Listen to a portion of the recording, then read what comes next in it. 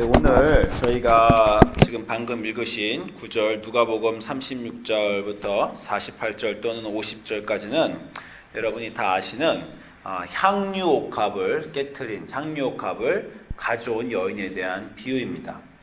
여러분, 우리가 신약에 마태, 마가, 누가, 요한복음 4복음서가 있는데 그 4복음서에 각각 독특한 관점들이 있고 차이점도 있고 어떤 복음서에서는 어떤 걸 기록한 반면에 다른 복음서에서는 그걸 기록하지 않고 또 다른 것을 기록하고 이렇게 여러 복음서가 다르게 말하기 때문에 우리가 풍성한 예수의 말씀을 알 수 있습니다. 그런데 이 네 복음서가 다 같이 기록하고 있는 사건은 그렇게 많지 않아요. 어떤 사건은 두 복음서에서만 기록했거나 또는 세 복음서에서만 기록하거나 어떤 한 복음서에만 있는 것이 많은데 네 복음서가 다 기록하고 있는 사건은 그렇게 많지 않은데 이 향유옥합을 부은 여인의 얘기는 네 복음서가 다 기록하고 있습니다.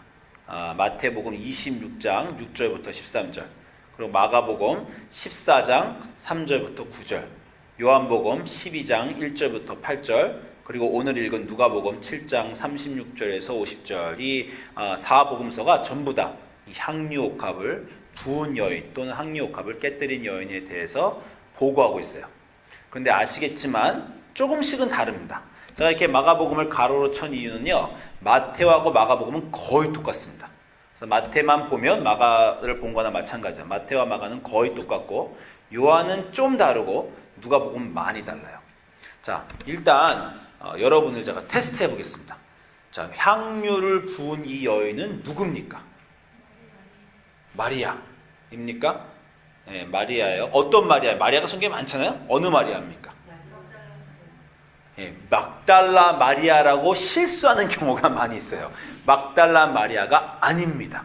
예, 마리아란 이름이 나오는데 그 마리아란 이름도 요한복음에만 나오고 거기에는 예수님이 그 오빠를 부활시켜준 라자로의 동생 마르다와 마리아의 마리아이지 막달라 마리아가 아닙니다.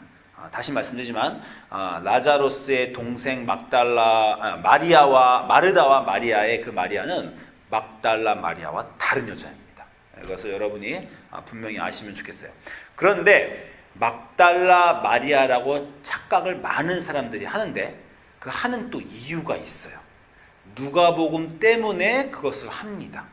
근데 누가복음이 막달라라고 마리아라고 말하지 않는데 사람들이 막달라 마리아라고 착각을 해요.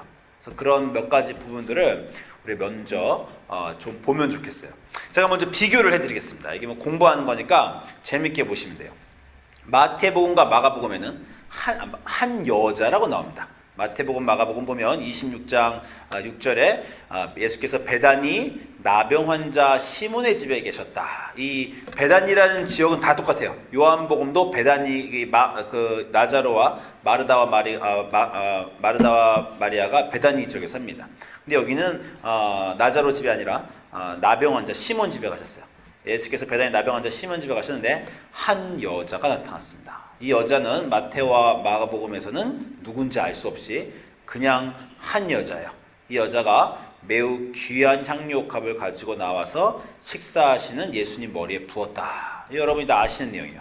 요거를 요한복음 12장 가면 이 마르다의 동생 마리아가 지극히 비싼 향유, 그 순전한 나드 한 근을 가져다가 예수님 발에 부었다. 그리고 자기 머리털로 그 발을 닦았니 향유 냄새가 집에 가득했다. 이렇게 나오죠. 자, 요거 안 보시고 딱 잠깐 읽었으니까 잠깐 물어볼게요. 여자가 향유옥합을 갖고 와서 예수님 어디다 부었습니까? 네, 근데 마태복음하고 누가복음은 머리에 부었어요.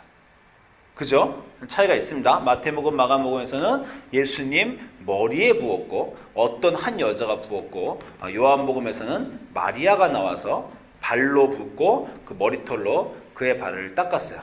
그때 사람들이 어떻게 반응했습니까? 다 화가 났죠. 네, 화가 났는데 그 화를 낸 사람은 누굽니까? 그게 또 다 달라요. 그게 마태복음에서는 제자들이 화를 냈다고 말하고, 이제 제가 아까 마가복음하고 마태복음하고 비슷하다고 했는데 마가복음, 마태복음하고 조금 다른 게 여기 가로친 부분인데 마태복음에서는 제자들이 분개했다고 그러고 마가복음에서는 어떤 사람이 분개했다고 합니다. 어떤 사람이라는 건 뭐 불특정 다수니까 어떤 사람 안에 제자들이 들어갈 수 있어요. 뭐 같은 얘기라고 할 수 있습니다. 마태가 조금 더 구체적으로 얘기했다고 할 수 있어요. 제자들이건 어떤 사람이건 그들이 분개하여 이르되 무슨 의도로 이것을 허비하느냐 이것을 말하고 이것을 비싼 값에 팔아 가난한 자들에게 줄 수 있었겠도다. 그렇게 마태복음 말하고 여기서는 오히려 마가복음은 조금 더 구체적으로 300데나리온의 비싼 값인 겁니다. 똑같이 300데나리온에 팔아 가난한 자들에게 줄 수 있었겠다라고 합니다. 그런데 더 구체적으로 요한복음에 가면 어떤 사람도 아니고 제자들도 아니고 가롯 유다가 그렇게 말했어요. 가롯 제자 중에 하나로 예수를 잡아줄 가롯 유다가 말은 비슷하게 했어요. 이 향유를 어찌하여 300데나리온에 팔아 가난한 자들에게 주지 아니하였느냐. 자, 여기까지는 똑같은데 그 다음에 가롯 유다라는 이름이 붙었기 때문에 요한복음의 저자 요한은 이 가롯 유다의 속까지 다 꿰뚫어 보고 있었어요. 그래서 가롯 유다가 이렇게 말하면 가난한 자들을 생각함이 아니고 거기 그는 도둑이라 돈괴를 맞고 거기 놓는 것을 훔쳐갑니다 라고 말을 했습니다. 자, 여기까지 약간 좀 차이점이 조금씩 있죠. 그 차이점이 있는데 그 다음에 이제 비슷한 장면은 뭐냐면 공통된 장면, 이렇게 공통된 말고 이 얘기의 가장 중요한 포인트는 무엇인가 하면 그 다음에 여자의 낭비에 화가 사람들이 나자 예수님이 반응하신 거예요. 이 예수님의 반응은 마태, 마가, 누가, 요한, 누가 빼고 마태, 마가, 요한이 앞에 지금까지 본 세 부분 다 똑같습니다. 예수님 똑같이 반응하셨어요. 뭐라고 반응했냐면 여자를 냅둬라. 여자를 받아하지 마라. 가난한 자들은 항상 너희와 함께 있거니와 나는 항상 함께 있지 아니하니라. 이 여자가 내 몸을 이 향유를 여자가 내 몸에 이 향유를 부은 것은 내 장례를 위하여 한 것이다. 이렇게 예수님이 반응을 해주시면서 이 여자가 한 일이 전 세계 세상 끝날 때까지 다 전해질 것이다. 이렇게 아주 이 여자를 많이 칭찬해 주셨어요. 우리가 사실 이 마태복음의 이 향유옥합을 깨뜨린 연을 1년 전에 공부했습니다. 1년 전에 공부했는데 왜 공부했냐면 그때 에디하고 조앤나 아버님이 돌아가셨어요. 에디하고 조앤나 아버님이 지금 일주기 됐는데 작년 요맘때쯤 돌아가셔서 그때 우리가 이 구절을 봤습니다. 이 구절을 보면서 무슨 말씀을 드렸냐니까 그때 그 조앤나하고 에디 아버님이 돌아가셨을 때 어느 교회에서 누군가 도와주러 오셨잖아요. 기억나세요? 도와주러 오셨는데 열심히 도와주시더니 근데 그 도와주시는 게 사실 제가 도와주는 거하고 비슷한 건데 내가 다 할 수 있는 건데 그 사람이 와서 열심히 해줘서 아유 내가 할 걸 누가 해주는구나 딴 교회에서 와서 고마워했는데 끝나고 나니까 500불을 차지하는 거예요. 조금 뭐 도와주더니 뭐 이렇게 서류 좀 도와주더니 제가 분기탱천했지 않습니까? 아니 조고를 겨우 조고를 도와주고 한두 시간 서류 도와주고 500불을 차지하더니 제가 화가 나가지고 이거 돈 내면 안 된다. 그리고 제가 심지어는 뭐 그쪽 교회 목사님까지 전화했어요. 그쪽 교회 목사님한테 당신 교인이 와가지고 비슷한 얘기도 뭐 이렇게 그쪽 교인이 와서 이렇게 할 수 있습니까? 저는 이렇게 화가 났는데 에디하고 조앤나는 목사님 그러지 마십시오. 돈은 그들이 내는 거야. 나한테 차지하는 게 아니라 에디하고 조앤나한테 차지하는데 돈 내는 건 그 사람들인데 돈 내는 그 사람들은 화가 안 나고 돈을 안 내는 옆에 있는 제가 화가 난 거죠. 그 이유가 뭡니까? 에디하고 조앤나는 죽으신 그분에게 돌아가신 아버님에게 집중하고 있었어요. 다른 것들 500불이건 1000불이건 아무 그 사람들에겐 신경거리가 아니었습니다. 지금 돌아가신 아버님을 장례를 어떻게 더 부드럽고 잘 치루느냐가 그 사람들의 마음이고 아버지를 마지막 순간까지 어떻게 내가 잘 테이크하는가 마음이었지 돈에 관심이 없었습니다. 저는 옆에서 이렇게 돈을 낭비하다니 500불을 그냥 아무것도 아니게 하는 게 이제 문제가 된 것입니다. 그래서 제가 집중하는 거에 대한 얘기를 그때 드렸어요. 우리가 예수님과 있으면서 예수님과 집중하는가 아니면 예수님 아닌 그 누구와 집중하는가 이런 얘기를 했습니다. 사실 이 마태 마가복음과 요한복음에 큰 차이가 있어요. 이 말씀만 들면 도전되는 말씀입니다. 도전만 되는 게 아니라 궁금해지는데 예수님이 여기서 가난한 자들은 항상 너희와 함께 있거니와 나는 항상 있지 아니한다 이렇게 말씀하시면요 우리 굉장히 놀라요. 이 구절에. 왜냐하면 예수님이 누굽니까? 가난한 자들의 변호자가 아닙니까? 마태복음 26장에 가면 그 양과 염소의 비유가 있어요. 여러분 아시죠? 양과 염소의 세상 끝날 날에 예수님이 의인과 악인을 왼쪽과 오른쪽으로 분리하시면서 양과 염소처럼 분리하세요. 그러면서 의인한테 뭐라 그러십니까? 너희는 내가 배고플 때 음식을 주었고 목마를 때 물을 주었고 내가 감옥에 있을 때 찾아왔고 내가 추울 때 입혔다. 그랬더니 이 의인들이 우리가 언제 주를 그렇게 보살펴 주기를 드렸습니까? 그랬더니 예수님이 뭐라 그래요? 너희 중에 작은 자, 가난한 자, 소외된 자들에게 한 것이 나에게 한 것이다. 이렇게 말씀을 하셨어요. 그런 주님의 성품과 가르침을 생각할 때 이 구절은 조금 말이 안 됩니다. 오히려 여자가 비싼 향유를 부으면 예수님을 따르는 제자들은 야, 이 여자가 우리 예수님, 우리 선생에게, 우리 지도자에게 좋은 일을 하는구나 하고 좋아해야 되는 상황이고, 진짜 예수님의 그 성격을 생품할 때 너희들이 이 비싼 향품에 대해서 좋아하느냐? 이것을 팔아서 가난한 자들에게 주면 내가 더 기쁠 뻔하였다. 그것이 나를 섬기는 방법이니라 라고 말씀하시는 게 오히려 더 맞아떨어지는 것 같아요. 그런데 오히려 제자들은 분노하고 예수님이 가난한 자들을 하는 것보다 나에게 하는 것이 더 중요하다라고 말씀하시므로 우리에게 많은 궁금증을 남겨주는 구절입니다. 이 구절에 대해서 우리가 한 가지 더 나눌 수 있는 것은 아주 중요한 인생의 목표가 무엇인가라는 근본적인 질문을 할 수가 있습니다. 많은 사람들에게 인생의 목표는 무언가 성취하는 것입니다. 심지어 교회를 와서도 사역을 통해서도 사역을 통해 무언가 하나님의 일을 성취하고 싶어하는 게 사람들의 목적이에요. 우리는 늘 바빠요.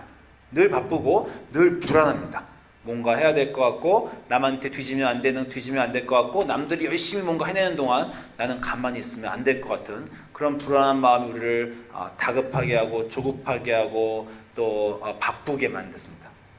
그러나 우리가 분명히 기독교인으로 여러 번 강조하는 것은 우리 인생의 목표는 무언가 성취하는 것이 아니라 우리 하나님과 우리와의 관계를 회복하는 것입니다. 우리 하나님과의 관계 회복이 우리 인생의 가장 중요한 것입니다. 그 관계를 회복하기 위해서 때때로 우리는 하나님을 위해서 무언가 해야 되겠다라고 다시 또 생각하는 경우가 있습니다. 그러나 하나님의 목적은, 하나님의 관심은 제가 여러 번 말씀드리지만 우리가 무엇을 성취하는가에 있는 것이 아닙니다. 하나님의 관심은 우리가 무엇을 하는 것을 보는 것이 아니라 우리가 바뀌는 것을 보는 것이에요. 우리 자신이 다른 하나님을 경험하고 다른 사람이 되는 것을 보는 것이 하나님의 목적입니다. 우리가 교회 일을 할 때 무언가 성취하고자 하면요, 늘 시험에 들어요.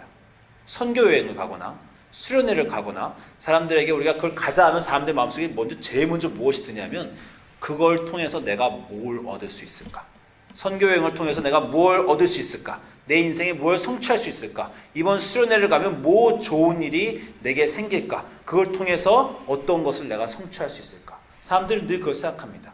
그걸 생각하는 사람들은 또 효율성을 문제 삼아요. 야, 수련회 비가 이렇게 비싼데 그만큼 내고 내가 무언가 거둘 수 있을까?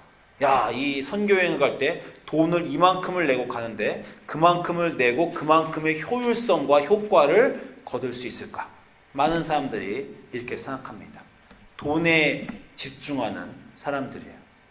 근데 다시 말씀드리지만 여기서 제자들과 이 어떤 사람들은 가난한 사람들을 걱정했어요. 우리가 100번 양보해서 그 사람들이 진짜 가난한 사람들을 걱정했다고 칩시다.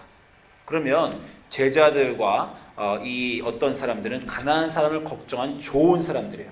오늘날로 따지면 적선도 하고 뭐 적십자 같은 데서 일도 하고 YMCA에서도 일하고 다른 사람을 도와주는 사람이에요. 우리가 이 세상에서 좋은 사람들이라고 하는 사람들입니다. 가난한 자에게 관심을 가진 사람들. 그에 비해 가롯 유다는 도둑입니다. 가난한 사람들을 생각하는 척하면서 가난한 사람들 생각은 안 하고 대신 자기 주머니에 돈이 들어갈 것만 생각하는 사람이에요. 그런데 마태, 마가복음과 요한복음 오늘 얘기만 똑같이 보면요, 이 세상에서는 극도로 다른 사람들, 착하고 좋고 남을 도와주는 사람들, 남을 돕지 않고 도둑질하고 사기치고 그런 사람들, 이 두 사람의 차이가 없습니다. 이 두 사람 다 성취와 자기가 원하는 걸 생각했지 예수님을 생각하는 사람들이 아니에요.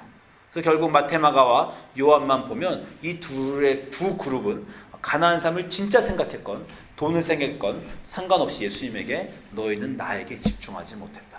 너희의 목적은 무언가 성취하는 것인데, 물론 그 성취가 좋은 일을 하려는 것든 자기의 개인의 욕심이건, 그러나 나에게는 이 세상에서는 결정적인 차이가 나고 좋은 사람들과 악인과 선인으로 우리가 분리하지만, 예수님은 너희는 다 똑같다. 너희는 나에게 집중하지 않고 나를 생각하지 않은 사람이다 라는 말을 해주시는 거예요.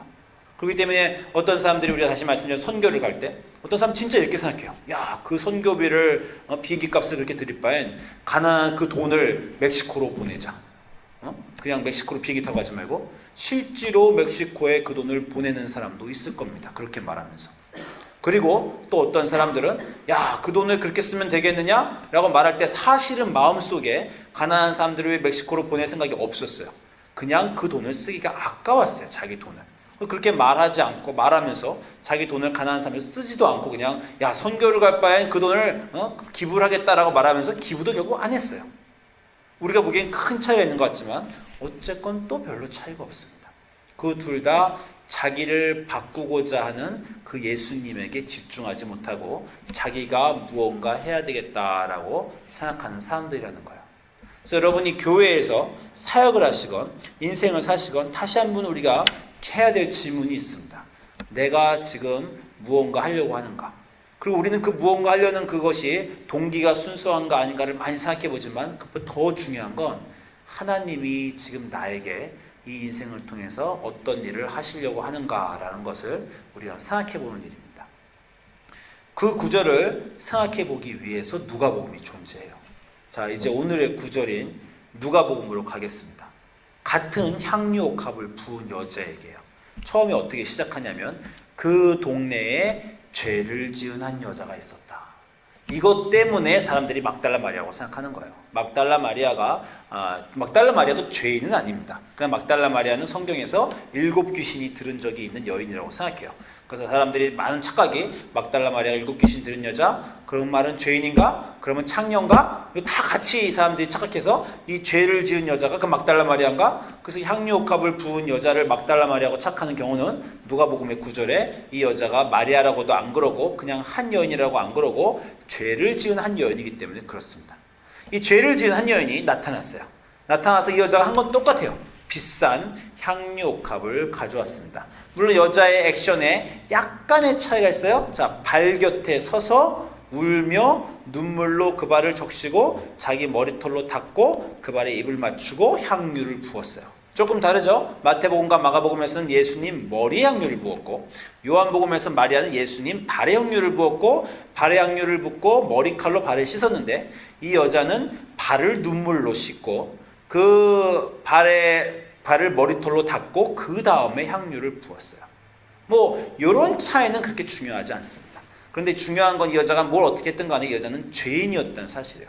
이 죄인 여자가 예수님 머리에 무언가 부으니까 그 다음에 이 예수님을 청한 바리새인의 반응이 어떻습니까? What a waste! 왜 이런 낭비를 하느냐? 마태복음과 마가복음과 요한복음에서는 그 사람들이 제자건 어떤 사람이건 가룟 유다건 상관없이 그 사람들의 마음속에 진짜 가난한 사람들을 생각했건 돈에 대한 욕심이 있던 건 상관없이 그 사람들이 같은 반응을 보였어요. 왜 낭비를 하느냐? 왜 이걸 쏟아버리느냐? 누가복음에서는 그 반응이 없습니다. 누가복음에서 바리새인이 이 여자가 향유옥합을 그 비싼 거 예수님 발에 붓는 것을 보았는데 왜 낭비를 하느냐는 질문이 없어요. 여기서는 더 이상 낭비가 이슈가 아닙니다. 이 바리새인이 낭비 얘기가 아니라 이제 뭐에 집중하냐면 이 여자가 보통 여인이 아니라 죄인이기 때문에 이 여자가 죄인이라는 거에 집중해요. 이 여자가 죄인이라는 거에 집중하기 때문에 바리새인의 반응은 왜 여자여 낭비했느냐가 아니라 예수님 마음속으로 이 예수님이 선지자였다면 이 여자가 어떤 여인인 줄 알았을 것이다 라는 것으로 이 바리새인의 반응이 전혀 다르게 바뀝니다. 이 청중의 반응이 바뀌기 때문에 예수님도 더 이상 이 여자가 가난한 사람에 대한 얘기를 하지 않아요. 가난한 사람 왜 낭비를 해서 가난한 사람을 주냐라고 도전하지 않았기 때문에 가난한 사람들 얘기를 한 것이 아니라 이제 시모나라고 말하면서 빚 주는 사람에게 빚진 자가 둘이 있는데 한 사람에게는 500데나리온, 한 사람에게 50데나리온이 없으므로 줬는데 갚을 것이 없으므로 둘 다 탕감해 줬으니 누가 더 그를 사랑하겠느냐. 시몬이 대답하여 가로되 내 생각에는 많은 탕감을 받은 자니이다. 그랬더니 내 판단이 옳다 하시고 그 여자를 돌아보시며 시몬에게 이르시되 이 여자를 보느냐? 내가 내 집에 들어올 때 너는 내게 발 씻을 물도 주지 않고 그런데 머리털도 아무것도 하지 않았지만 결국 이 여자는 나를 위해 다 하였다. 그러니 내가 내게 말하노니 그의 많은 죄가 사하여졌도다. 이는 그의 사랑함이 많음이라. 자, 스토리의 시작은 똑같았습니다. 비슷했어요. 여자가 누군지만 달랐는데 결론은 완전 다른 결론으로 바뀌었습니다. 앞에 세 권 마태, 마가, 요한은 가난한 자와 예수님 중에 누구에게 우리가 더 집중해야 되는가에 대한 문제였고, 그리고 예수님의 장례를 준비하는 그 여자의 아름다움에 대한 이야기였어요. 이 세상에서의 우리의 성취보다는 우리 자신을 바꾸시는 예수님께 집중하여라 라는 얘기였는데, 이제 누가복음에 얘기에 가면 죄와 죄사함과 그리고 사랑의 문제로 스토리가 전혀 바뀝니다. 여러분이 이 네 가지 얘기를 성경 읽으실 때 다 읽으시고 머릿속에서 다 짬뽕이 되셨어요. 짬뽕이 돼가지고 이 얘기가 도대체 어떤 얘기인지 이 얘기인지 저기인지 헷갈리실 일이 있는데, 오늘 분명히 네 개의 책을 봤으니까 아시면 좋겠습니다. 이 여자가 많은 낭비를 했다는 것은 변함이 없습니다. 네 복음서 전체에서 단 한 가지 공통점은 그거 하나예요. 여자가 향유옥합을 부었다. 그래서 이 네 가지 책 얘기 전체를 향유옥합을 부은 여인이라고 타이틀해도 상관이 없습니다. 근데 누가복음의 얘기는 전혀 다르죠. 누가복음의 얘기는 향유옥합을 부은 죄인 여자의 얘기입니다. 이게 아주 중요해요. 여러분 아시겠지만 저 한 달 전에 우리 박보영 목사님 오셔가지고 산호세에서 설교를 하셨잖아요, 그죠? 그때 제가 그때 설교 그때 나눠드리고 그때 이 김태권 훈 선교사님 비디오도 보여드리고 제가 다 했지 않습니까? 제가 그때 설교를 듣다가 가슴에 크게 은혜를 받았는데, 은혜를 받는 것 플러스 가슴이 찔렸어요. 어떻게 찔렸냐면 저렇게 가난한 자들을 위해서 저렇게 사시다니, 그냥 감동을 받은 게 아니라 나는 뭐 했나? 저 선교사님이 저렇게 선교 나가실 동안 나는 뭐 했나? 자기를 다 버리고 예수님의 부름에 응답할 동안 나는 뭐 했나? 가진 걸 다 드리고 가난한 사람들과 저렇게 가난하게 살 동안 나는 뭐 했나? 내가 진짜 잘못 살았구나. 감동이 아니라 회개가 왔습니다. 회개가 오고 진짜 잘못 살았구나 생각하면서 그때 마음속에 몇 가지 결단을 했어요. 내가 지금 당장 가서 내 돈으로 그동안 내가 드렸어야 되는 돈을, 지금까지 안 드리고 훔친 돈을 지금 하나님을 위해서 써야 되겠다. 어떻게 쓸까? 그거는 생각이 잘 안 났어요. 제일 먼저 이 생각했습니다. 지금 밤이니까 가서 ATM 가서 현금을 찾을 수 있는 만큼 다 인출할 것이다. 그래서 당장 가난한 자에게 줘야 되겠다. 이렇게 생각을 했어요. 물론 제가 잔머리가 엄청 그 순간에도 빨리 돕니다. 현금 인출에 제한이 있다는 걸 알고 있었어요. 가진 거를 다 꺼내서 줄 생각은 안 했어요. 현금 하루에 ATM에서 아무리 뽑아봤자 얼마 뽑죠? 300불입니까? 400불입니까? 600불입니까? 그밖에 안 뽑혀요. 그래서 제가 그 순간 그걸 알고 그냥 마음이 엄청 찔렸지만 일단 다 드리겠다고 생각하면서 오늘 ATM에서 뽑을 수 있는 만큼만 뽑았어요. 그리고 그거를 가난한 자에게 주면서, 그러면서 또 다음에 조금 더 해야지, 요거보다는. 그래서 몇 가지 교회 일에 내가 생각나는 것들이 있었습니다. 그래서 어떤 선교 훈련을 가는 어떤 아이들에게도 내가 장학금을 좀 줘야 되겠고, 여러 가지 이렇게 돈의 비율에 대해서 생각을 제가 했어요. 물론 혼자 할 수가 없습니다. 결혼을 한 사람이기 때문에 우리 집사람에게 양해를 구해야 돼요. 양해를 구할 때 참 곤란하죠. 저는 감동을 받았지만 집사람은 감동을 못 받았어요. 제가 양해를 구하면 우리 집사람이 한숨을 쉬면서, 뭐 착한 일 하자 그러니까 노는 못 합니다. 근데 한숨을 쉬면서 내가 그 300파운드짜리 달리를 몇 번을 끌어야 한 시간에 얼마가 나오는데, 이런 머릿속에 이제 이런 거가 생각이 드는 거죠. 그렇지만 어쨌건 제가 그래서 이제 그 다음 날 이제 집사람도 그 부흥에 끌고 갔어요. 감동을 또 받아야 또 그때 또 그걸 이해를 하니까, 그날 말 안 하고 그 다음날 부흥에 데리고 가서 감동받게 한 다음에 사실은 어제 이렇게 이제 제가 얘기를 해서 돈 얘기를 했습니다. 근데 중요한 것은 선교를 제가 이전에 많이 갈 때는요, 내가 이 선교 은혜를 받았으니까, 성령을 받았으니까 내 돈을 아낌없이 선교에 쓰리라, 이런 생각을 했어요. 선교에 쓰면서 이 선교를 통해서 나와 내 딸도 거듭나고 그리고 가서 하나님 이 일도 해야지. 이 돈을 내가 어떻게 써야 되겠다라는 생각을 했습니다. 그건 내가 무언가 은혜를 받고 하려는 거예요. 그런데 그날 설교를 듣고 가슴이 찔렸을 때는요.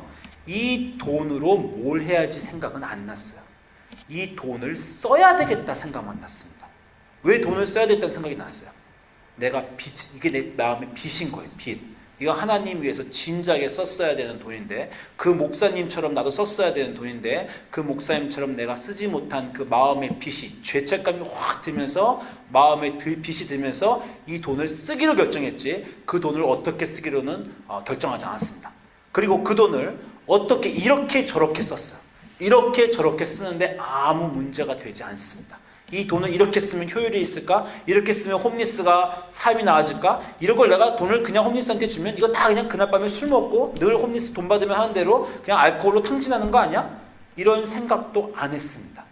그냥 내 마음이 급했어요. 빚진 거는 빨리 갚아야 되겠다라는 생각이었습니다.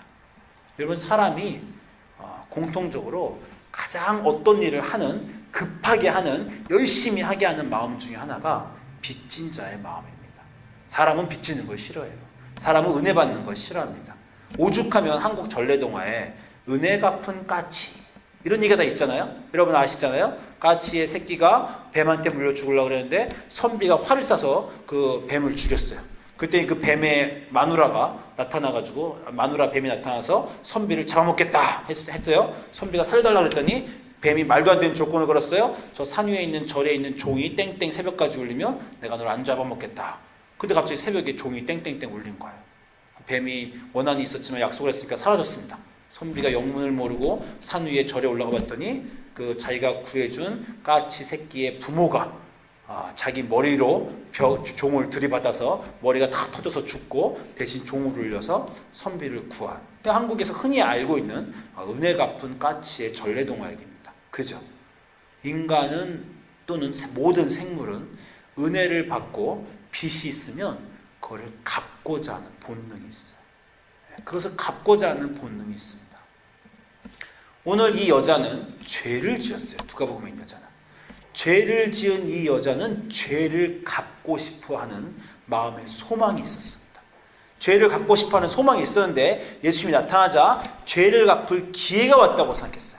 자기가 갖고 있는 여태까지 창녀로서 돈을 벌었건 남을 갈취했건 아니면 어떤 식으로 돈을 벌었건 이 돈을 죄를 갚는 데 쓰고 싶었습니다. 그래서 예수님께 그냥 쏟아 부었어요. 아무 생각도 안 했습니다. 장례 준비를 했건 가난한 사람은 상관 아니건 내 죄를 쏟기 위해서 죄를 부었어요. 이 여자가 죄인이라는 것을 바리새인도 알았기 때문에 왜 허비에서 가난한 사람을 주냐는 거에 바리새인도 집중하지 않았어요. 바리새인도 이 여자가 죄인이라는 것만 집중했습니다. 하나님은 우리가 좋은 일을 하기를 원하십니다. 우리가 예수님의 사랑에 보답하기를 원하시고 우리가 가난한 사람들을 예수님을 돕듯이 돕는 것을 원하세요. 그러나 가장 중요한 것은 그것을 하는 마음입니다. 내가 무언가 성취해야지. 내가 가진 게 많으니까 가난한 사람을 도와야지. 이러고 도우면요 적선이 되고 자기 의만 쌓여요. 남을 더 도울수록 나는 이렇게 남을 돕는 훌륭한 사람이지라는 자기 의만 마음에 쌓입니다. 그리고 하나님에서 무언가 열심히 하면서 선교 여행도 가고 기도도 열심히 하고 예배도 열심히 나오면서 나는 신앙생활을 잘하는 사람이지 나는 이런 신앙생활의 사역들을 성취해내지 나는 성취감만 쌓입니다. 그 마음을 예수님이 꼬집으시는 거예요. 그러나 우리가 죄가 지었다는 것을 알고 내가 이 죄를 지었다는 거 알았다는 건 내가 하나님께 얼마나 많은 사랑을 내가 합당치 않은 그 사랑을 합당을 받을 만하지 않은 내가 받았다라는 것을 알면요 마음이 급해집니다. 그러면 그 사랑에 보답하고 싶어져요. 수련회를 가건 선교를 나가건 주일학교 봉사를 하건 예배를 하건 내가 성취하고 그것이 내 의가 쌓이는 것이 아니라 내가 쌓인 급한 마음 내가 빚진 마음, 그 많이 받은 사랑을 조금이라도 나도 보답해야지 하는 그 마음으로 그 일을 하게 됩니다. 그 마음이 예수님께 집중하는 마음.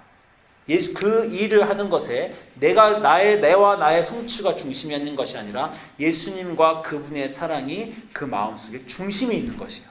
그렇기 때문에 그 일을 하고 싶어지는 것입니다.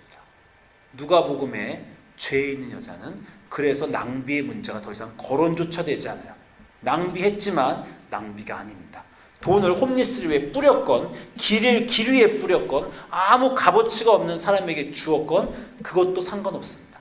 그 사람은 그 마음의 빚으로 주었어야 돼요.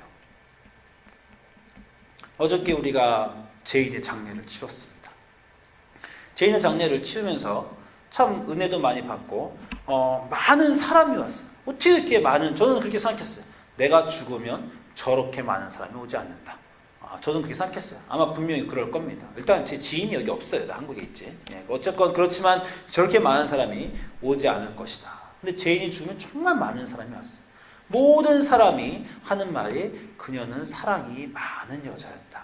그녀는 참 많은 사람을 따뜻하게 사랑해 주더라. 이런 얘기를 했습니다. 저도 그렇게 생각해요. 제가 제인과 지내는 동안 제인이 많은 사람을 도와주는 것을 봤어요.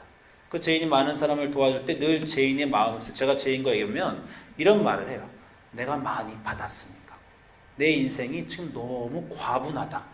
내 남편과 나 아이들과 내 인생이 도대체 이렇게 과분하고 하나님이 나에게 이렇게 풍족하게 주셨을 수가 없다. 제인은 그 마음을 가진 사람이었어. 그가 단순히 남편이 부자여서나 돈이 많아서 남을 도운 게 아닙니다. 내가 하나님에게 너무 풍족히 받고 받을 것보다 더 받았다.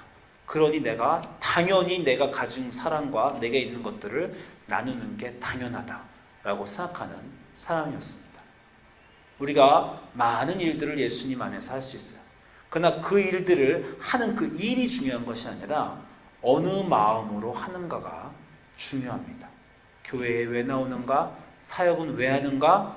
왜 선교 가는가? 왜 남을 돕는가? 그 마음의 가장 중심에 내가 받아야 되는 사람보다 내가 된 그 사람 됨보다 나에게 쏟아부어진 그 하나님의 사랑이 너무 크기 때문에 그 사랑에 빚져서 그 사랑이 너무 많은 것을 알고 그 사랑 때문에 그 일을 하는 사람에게는 예수님이 그 안에 중심이 있게 됩니다. 그 받은 사랑의 빚 없이 일을 하게 되면 자기 의만 쌓이고 시험에 빠질 수밖에 없어요. 여러분 안에, 여러분 마음속에 여러분을 위해 사랑하신 그 주님의 사랑, 십자가에서 달려 죽으신 예수님의 사랑에 대한 이해가 있으시고 감동이 있으시고 그 사랑의 빛 때문에 여러분의 삶이 사랑으로 가득 차시기를 주님의 이름으로 소망합니다. 기도하겠습니다.